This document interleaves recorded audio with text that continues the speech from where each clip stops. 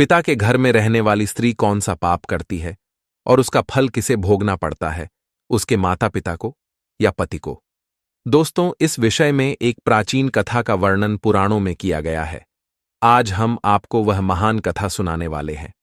एक समय की बात है, देवर्षि नारद यमलोक में यमराज से मिलने के लिए जा रहे होते हैं, तो उन्हें यम मार्ग में स्थित नरकों में अनेक स्त्रियां यातनाएं भोगती हुई दिखाई पड़ती है, जिन्हें देखकर देवर्षि को बड़ा विस्मय होता है। उन स्त्रियों का अंग अंग जल रहा होता है और वे जोर जोर से चीत्कार कर रही होती है, हाय, हमने पिता के घर में रहकर घोर पाप किया है, अब हमें इस पाप से मुक्ति कैसे मिलेगी? उनका करुण विलाप सुनकर नारद जी यमराज के पास चले जाते हैं। नारद जी को देखकर यमराज उनका स्वागत करते हुए कहते हैं, हे देवर्षि, यमपुरी में आपका स्वागत है। आज किस प्रयोजन से आपका यमपुरी में आगमन हुआ है? अवश्य ही आप कोई महत्वपूर्ण समाचार लेकर आए होंगे। देवर्षि नारद कहते हैं, हे धर्मराज, आज मैं आपके दर्शन करने के लिए ही आ रहा था, किंतु मैंने यमपुरी के मार्ग में बड़ी ही विचित्र घटना देखी है, जिससे मेरे मन में शंका निर्माण हो गई है। कृपया आप मेरी इस शंका का समाधान कीजिए। यमराज कहते हैं, हे देवर्षि, आपके मन में जो भी शंका हो, निसंकोच होकर पूछिए। मैं आपकी शंका का समाधान करने का प्रयास अवश्य ही करूंगा। फिर देवर्षि कहते हैं, हे धर्मराज, आज जब मैं आपके दर्शन करने के लिए आ रहा था, तभी मैंने नरक में कष्ट भोग रही कुछ स्त्रियों को देखा है, जो जोर जोर से विलाप कर रही थी कि उन्होंने पिता के घर में रहकर घोर पाप किया है। इसीलिए मैं आपके पास यही जानने के लिए आया हूं कि एक स्त्री पिता के घर में रहकर कौन सा पाप करती है और उस पाप का दंड किसे भोगना पड़ता है। यमराज कहते हैं, हे देवर्षि, आपने उचित ही प्रश्न किया है। आपके इस प्रश्न के उत्तर में समस्त मानव जाति का कल्याण छिपा हुआ है। आपके इस प्रश्न का उत्तर देने से पूर्व मैं आपको महाराज कंस के जन्म की कथा सुनाता हूं। महाराज कंस के जन्म की इस कथा के माध्यम से आपकी शंका भी दूर हो जाएगी और समस्त मनुष्य जाति को महत्वपूर्ण ज्ञान की प्राप्ति होगी। इसीलिए आप इस कथा को ध्यान से पूरा सुनिए। जो भी मनुष्य इस कथा का श्रवण करता है, मैं उसके 32 अपराध माफ करता हूं।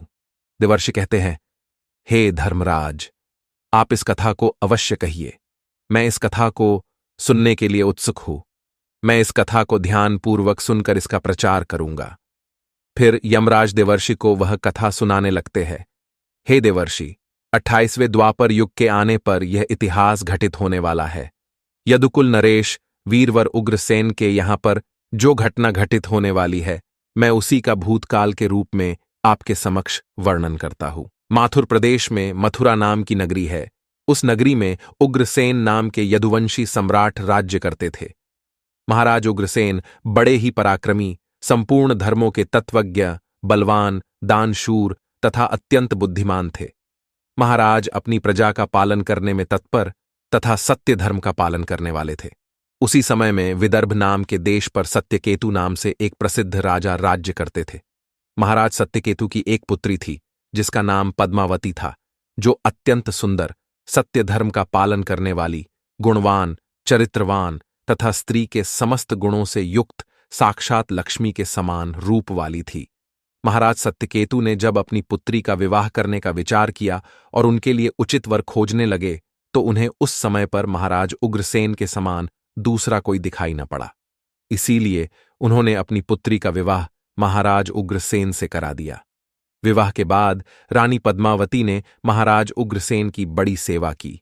रानी पद्मावती के स्नेह और प्रेम से मथुरा नरेश उग्रसेन मुग्ध हो गए और वे पद्मावती को प्राणों से भी अधिक प्रेम करने लगे। वे रानी पद्मावती को साथ लिए बगैर भोजन भी नहीं करते थे। रानी के मुख के दर्शन किए बगैर महाराज को चैन नहीं पड़ता था। महाराज रानी के साथ क्रीड़ा विलास करने में ही समय बिताने लगे। महाराज पद्मावती से इतना प्रेम करने लगे थे कि उसके बिना उन्हें एक क्षण भी चैन नहीं पड़ता था। उन्हें पद्मावती की मधुर बातें अमृत के समान सुख प्रदान करती थीं।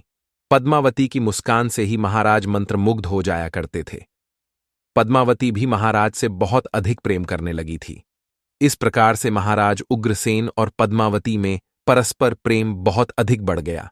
फिर कुछ समय के पश्चात महारानी पद्मावती के पिता विदर्भ नरेश सत्यकेतु को अपनी पुत्री की बड़ी याद आने लगी। पद्मावती की माता भी अपनी पुत्री के दर्शन न होने के कारण अत्यंत दुखी थी। फिर महाराज सत्यकेतु ने महाराज उग्रसेन के पास अपने दूत को भेजा। उस दूत ने मथुरा जाकर महाराज उग्रसेन से आदरपूर्वक कहा, हे महाराज, विदर्भ नरेश सत्यकेतु ने अपनी कुशल कहलाई है और आपका कुशल समाचार वे पूछ रहे हैं। यदि आपको उनका स्नेह और सम्मान स्वीकार हो तो आप कृपया राजकुमारी पद्मावती को उनके यहां भेजने की व्यवस्था कीजिए। वे अपनी पुत्री को देखना चाहते हैं। उन्हें बड़े दिनों से अपनी पुत्री की याद आ रही है और उससे मिलने की उनके मन में बड़ी इच्छा है। महाराज उग्रसेन ने जब दूत के मुख से यह बात सुनी तो उन्होंने बड़े आदर के साथ महाराज सत्यकेतु की इच्छा का स्वागत किया और अपनी उदारता दिखाते हुए उन्होंने अपनी प्राण प्रिया पत्नी पद्मावती को अपने पिता के पास भेजने का निश्चय किया। महारानी पद्मावती अपने पति के निर्णय से अत्यंत प्रसन्न हुई और अपने पति से आज्ञा लेकर पिता से मिलने के लिए रथ में बैठकर चली गई। अपने पिता के घर पहुंचकर पद्मावती ने पिता को नमस्कार किया और उनके चरण स्पर्श किए। अपनी पुत्री को देखकर महाराज सत्यकेतु को और उनकी पत्नी को बड़ी प्रसन्नता हुई। फिर पद्मावती अपने पिता के घर में बड़ी ही प्रसन्नता के साथ रहने लगी। वहां पर वह अपनी सखियों से मिली और उनके साथ स्वच्छंद होकर विहार करने लगी। पहले की तरह ही वह वन में घूमने लगी, नदी सरोवर के पास जाकर विचरण करने लगी। अपने पिता के घर आकर वह पुनः बालिका बन गई और उसके आचरण में भी बालिका की तरह संकोच का भाव न रहा और वह इधर उधर स्वतंत्र होकर घूमने लगी। फिर एक दिन की बात है, पद्मावती अपनी सखियों के साथ एक सुंदर पर्वत पर सैर करने के लिए चली गई। उस पर्वत की तराई में एक रमणीय वन दिखाई दिया जो सुंदर सुंदर वृक्षों से शोभा पा रहा था। उस वन में एक अत्यंत मनोहर स्वच्छ जल से भरा हुआ सर्वतोभद्र नाम का सरोवर था। उस सरोवर को देखकर पद्मावती अपनी सखियों को लेकर सरोवर के पास चली गई और उस सरोवर में अपनी सहेलियों के साथ हंसती गाती हुई जल क्रीड़ा करने लगी। अपने सहेलियों के साथ खेलते कूदते हुए वह अपने पति परमेश्वर को भूल गई और मौज करने लगी। उसी समय कुबेर का एक सेवक गोभील नाम का दैत्य दिव्य विमान पर बैठकर आकाश के मार्ग से कहीं पर जा रहा था। जब वह उस सरोवर के ऊपर से जा रहा था तो उस राक्षस की दृष्टि सुंदर रूप तथा बड़ी बड़ी आंखों वाली राजकुमारी पद्मावती पर पड़ी, जो हंसते खेलते हुए सरोवर में स्नान कर रही थी। उसे देखते ही वह दैत्य आकाश में ही रुक गया। उसे अपनी ज्ञान शक्ति से पता चला कि वह सुंदरी विदर्भ नरेश की पुत्री पद्मावती है, जो महाराज उग्रसेन की प्यारी पत्नी है। वह दैत्य गोभील इस प्रकार से सोचने लगा, हाय, यह पद्मावती कितनी सुंदर है, इसका रूप कितना मनोहर है, किंतु यह पतिव्रता होने के कारण आत्मबल से सुरक्षित है, पर पुरुष के लिए इस सुंदरी को पाना असंभव है। महाराज उग्रसेन बड़ा ही मूर्ख है जो उसने अपनी इतनी सुंदर मनोहर रूप वाली पत्नी को मायके में भेज दिया। यह सुंदरी देवताओं के लिए भी दुर्लभ है। इस समय कामदेव मुझे बहुत पीड़ा दे रहे हैं। मैं कैसे इस सुंदरी के निकट जाऊं और इसका उपभोग करूं? इसके साथ भोग विलास करने की मेरे मन में बड़ी इच्छा हो रही है। इतना सोचते हुए उस राक्षस ने एक उपाय निकाला और फिर उसने महाराज उग्रसेन का रूप धारण किया। उसने पूरी तरह से अपने शरीर को महाराज उग्रसेन में बदल दिया। वह हूबहू महाराज उग्रसेन की तरह ही दिखाई पड़ रहा था। फिर वह उस वन में एक वृक्ष के नीचे जाकर बैठ गया और उसने मधुर संगीत बजाना शुरू कर दिया। वह मधुर संगीत मोहित करने वाला था। जब पद्मावती और उसकी सखियों ने उस मधुर संगीत को सुना तो उनका मन विचलित हो गया और वह मधुर संगीत की तरफ आकर्षित होने लगी। वह सोचने लगी, यह मधुर संगीत कौन बजा रहा है जिसने हम सभी को मंत्रमुग्ध कर डाला है? पद्मावती के मन में उस संगीत बजाने वाले को देखने की इच्छा हो गई। वह उस संगीत का पीछा करते हुए अपनी सखियों के साथ जाने लगी तो उसने देखा कि एक वृक्ष के नीचे कोई पुरुष बैठा है जो महाराज उग्रसेन की तरह दिखाई पड़ रहा था।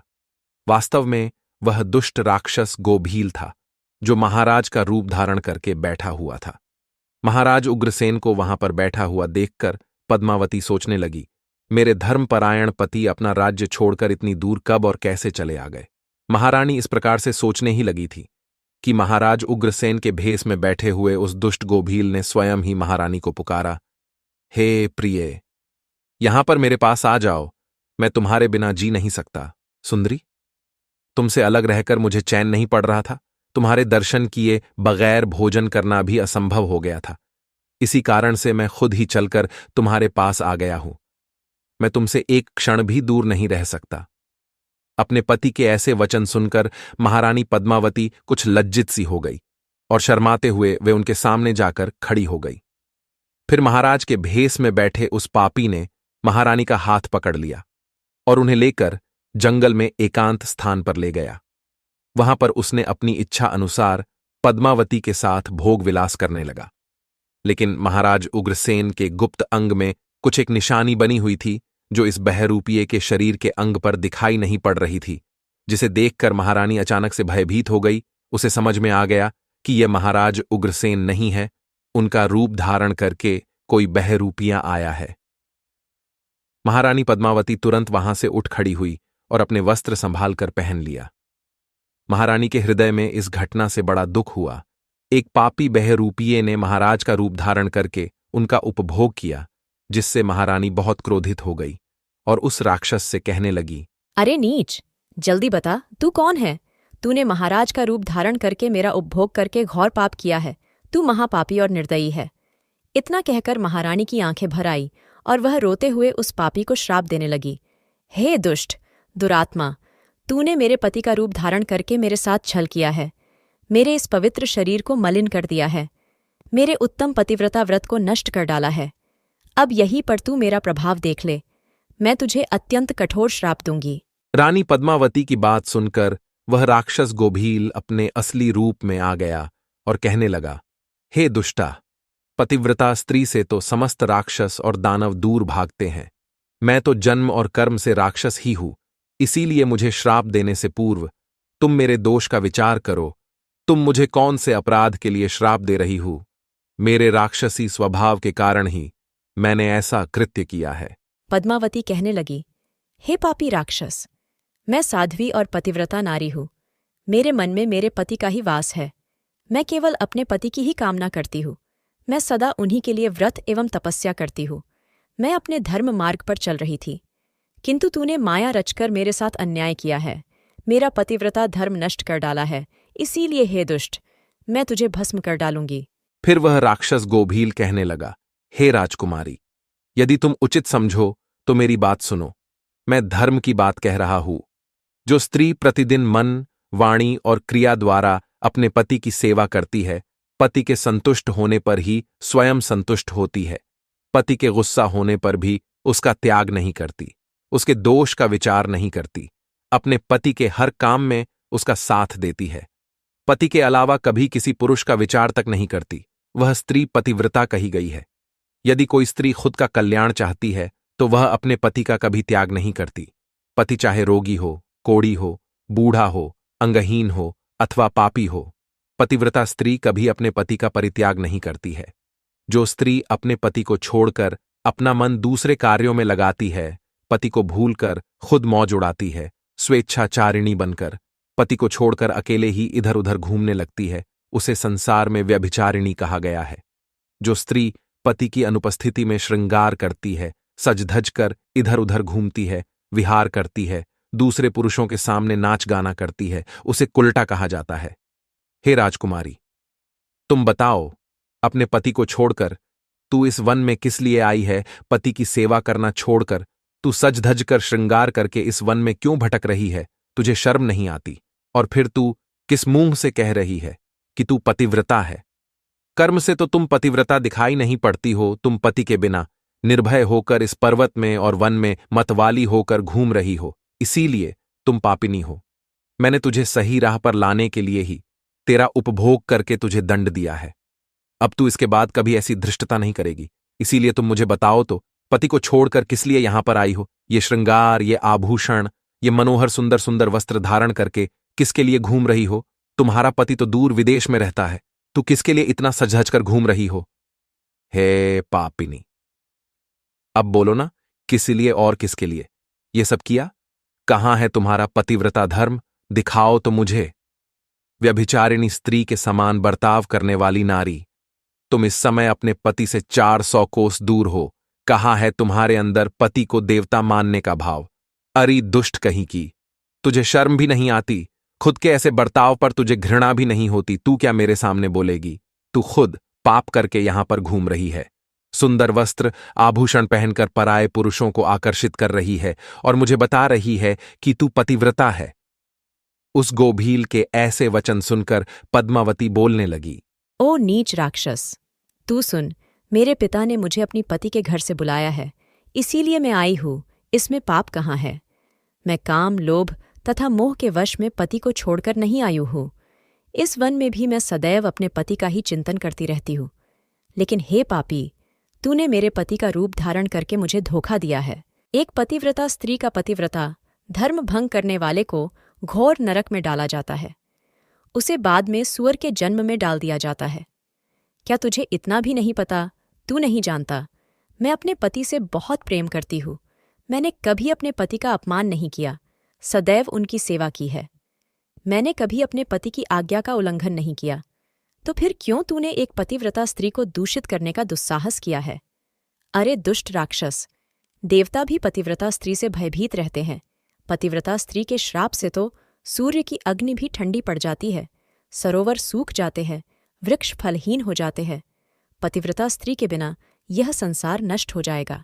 फिर गोभील ने कहा, पद्मावती, अब मेरी बात सुनो।